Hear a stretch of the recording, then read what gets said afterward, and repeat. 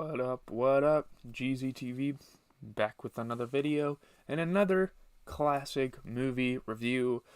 Not all of these movies are gonna be old movies. It does vary in time, but we have been sticking to like the late 80s, early 90s for our films. Tonight we're gonna be watching Friday, which came out in the mid 90s.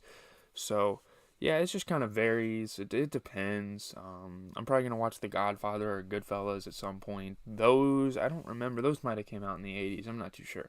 You guys probably hate me for not seeing these movies yet, but it provides some great content for this channel. We touch on all kinds of different genres, lighthearted or not. And this is definitely not lighthearted. This is definitely very fucked up. The idea that you can't sleep or else Freddy's gonna kill your ass.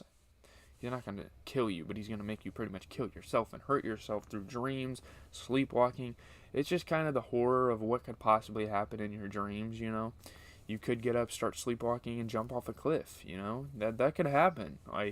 And it's kind of just detailing the people that have to fight through that at night. But we're gonna get through the plot. We're gonna get into what people think of it. This is seen as the best. 1 second here. I gotta turn a light on. I'm fucking scared for my life.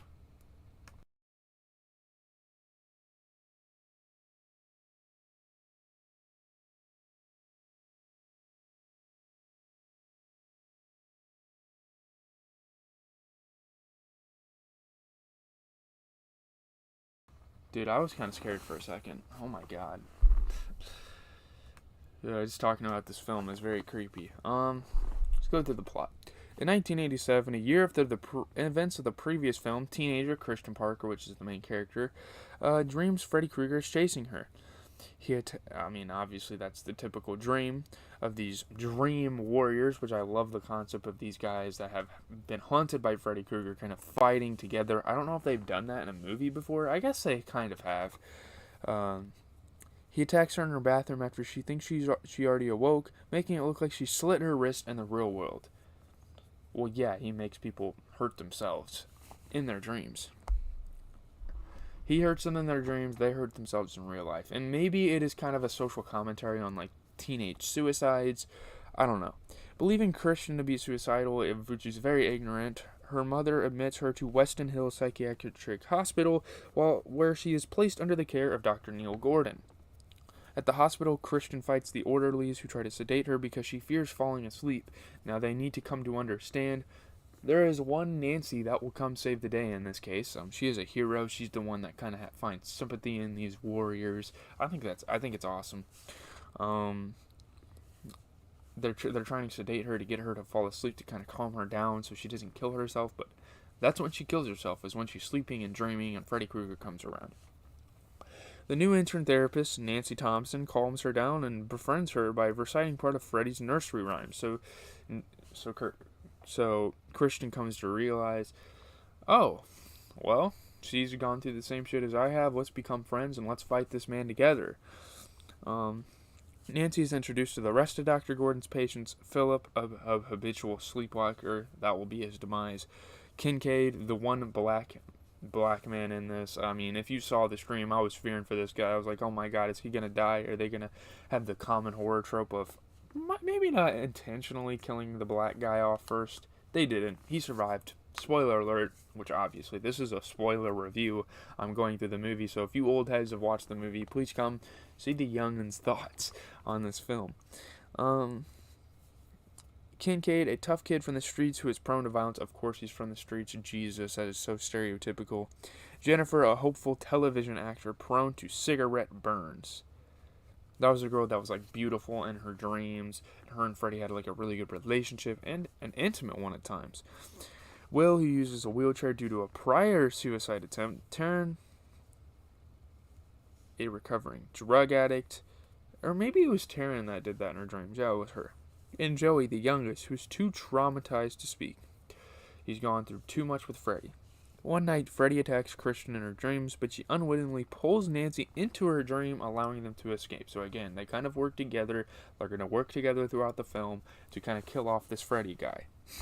This Freddy guy. It's not just this Freddy guy. He's one of the most iconic movie villains of all time. And by the way, tomorrow night on stream, I will probably be watching the top 100 horror or movie villains of all time video for Watch Mojo. I'll be reacting to it on the channel. It'll be a lot of fun. But for tonight, we're watching Friday. Should I have watched Friday on Friday? That would have been pretty smart. Kristen reveals that she has been able to pull people into her dreams since she was young, so it's kind of a gift she has. Everyone kind of has a gift in their own right.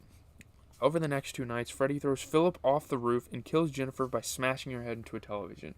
That's the Jennifer girl. I remember now. Okay, she got thrown through the television. It's primetime, bitch. One of the craziest lines in the Freddy Krueger series. In their next group session, Nancy reveals to the remaining patients that they're the last of the Elm Street kids, the surviving children of those who banded together and burned Krueger to death many years ago. Both Nancy and Neil encourage them to try group hypnosis so that they can experience a shared dream and discover their dream power. So I guess if they fall asleep together, these two psychiatrists are saying you can probably work together in your dreams, go in Freddy's house, which is the main setting in your dream state. And yeah. In the dream, Joey wanders off and is captured by Freddy, leaving him comatose in the real world. Nancy and Joey are relieved of duty. Joey was a really cool character. He actually was one of my favorite side characters. I don't know why, he was just cool. I had to censor some shit from his fucking dreams a couple of times in that film. I'm gonna have to be ready to censor shit on Friday. You know, profanity will go, but not nudity, not, you know. Yeah. Yeah, Nancy and Neil are relieved of duty, seeing that their shit's not working. I don't know. A nun, Sister Mary Helena, who has been kind of haunting this guy throughout the show, tells Neil that Freddy is the son of a young woman on the hospital staff who is accidentally locked in a room with hundreds of mental patients who rape her continually. And that the only way to stop him is to lay his bones to rest. So he has a skeleton out there. They need to, like, lay him to rest. Like, his skeleton's, like, somewhere in the world, like, wandering around. He can come to life, by the way, obviously, he's a spirit. But, you know, the childhood trauma, I guess, of his mother getting raped a lot is probably what led him to this. A bastard child, they call him. So I guess you can understand Freddy's story by giving that insight by Sister Mary Helena, but there is a twist in the film. Be ready. It's going to be crazy. I didn't expect it. It was kind of wild. He and Nancy ask her father, Officer Donald Thompson, where the bones are hidden, but he is uncooperative. He knows where the bones are hidden, but he knows it's just a hoax, or he feels like it's just a hoax, but it's not. Nancy rushes back to the hospital when she learns that Kristen has been sedated. She's falling asleep. She needs Nancy there. She needs her dream warriors. So there she goes. Neil stays behind to convince Donald to help him. Nancy and the others again engage in group hypnosis to reunite with Kristen, but are all separated by Freddy. So Freddy separates them out so they can't fight together against him. Taryn and Will. So they kind of go off in their side stories, which is really cool. I like when they do this in horror movies, when the guys separate and there's different situations, because everyone's dream is going to be different. They're all thrown into a different dream realm, and I think it's really cool that they did this. Taryn and Will are killed by Freddy, like, pretty much instantly, while Christian, Nancy, and Kincaid find one another. So they're like the big three that are left. There are obviously others, but they're the big three. The trio rescue Joey, but are unable to defeat Freddy because he has become too powerful due to the souls he has absorbed. Since seeing that his remains have been found, Freddy appropriates his own skeleton and kills Donald before incapacitating Neil. So Freddy kind of disappears from the scene momentarily and kills Donald, Nancy's father. Freddy returns to attack the others, but Joey uses his dream power voice to repel him. So he has this really loud voice that pretty much ear rapes Freddy and gets him thrown away. Let's see here.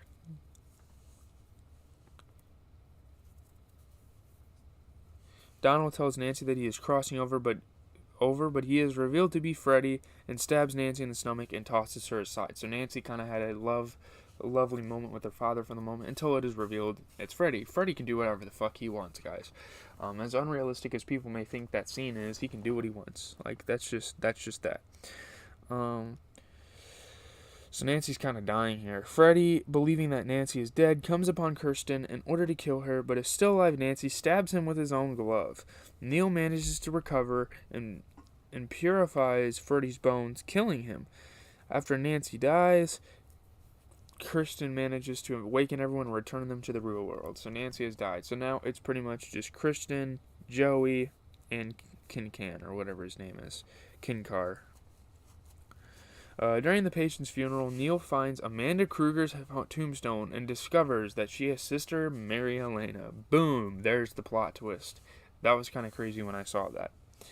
That evening, he goes to sleep with the Malaysian doll Nancy gave him in Christian's papier-mâché house nearby, and suddenly Christian's house lights up from the inside, suggesting that Freddy is not completely defeated, so they haven't taken him down. This sets up for the fourquel of the series, which I probably won't watch. I'm probably just going to watch the original after this one whenever I have time, and whatever day I want to do it. We're just going to talk about the reception. I don't want to talk about the box office. Drug references was banned. Freddy's glove becomes the syringes got banned for that reason from certain theaters.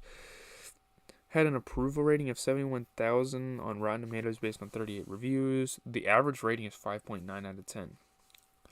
This is what they say. A Nightmare on Elm Street 3 Dream Warriors offers an imaginative and surprisingly satisfying rebound for a franchise already starting to succumb to sequelitis. That is very funny. Russell's poor direction makes the film intended and unintended humor difficult to differentiate. I mean, I guess, A Nightmare on Elm Street's not supposed to be just pure horror. I think there's definitely a lot of comedy sprinkled in. They find a way for that in this series. 1.5 out of 4 stars. But some people rated it. They like the production values, but it never generated any sympathy for its characters. I disagree. Maybe the story happened a little too fast for that, but I don't know. The film's dream sequences are ingenious, and they feature some remarkable nightmare images and special effects. I agree.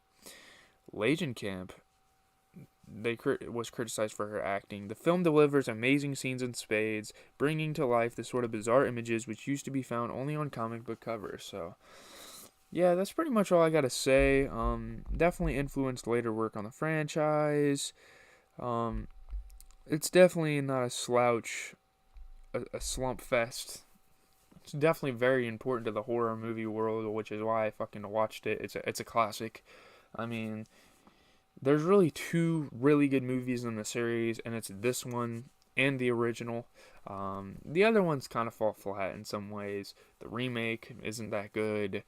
But yeah, I could watch more in this series, but there are so many more horror movies. Like, look, we're touching on the entire fucking genre. So we can't just be Freddy fanboys for life. We just gotta kind of dip our toes into more franchises and stuff like that. So, anyways, I'm out. I might play Multiversus for a little bit. I might just go shower and eat before then and then do it. But yeah, we might play Multiversus for an hour on the Twitch. So just have your notifications on. GZTV live on Twitch, all lowercase. We have a community of 13 people, I guess. It's not a very big community, but we're trying out here. People were watching my streams, so that's pretty cool. We had 2 viewers last night. People clipped my stream. That was really cool. So I have a little bit of fan involvement. That's it for the YouTube today. We will have 2 more YouTube videos tomorrow of Breaking Bad and my Friday movie review. And then plenty of videos on Friday with New Music Friday. Possibly 3 edited videos. But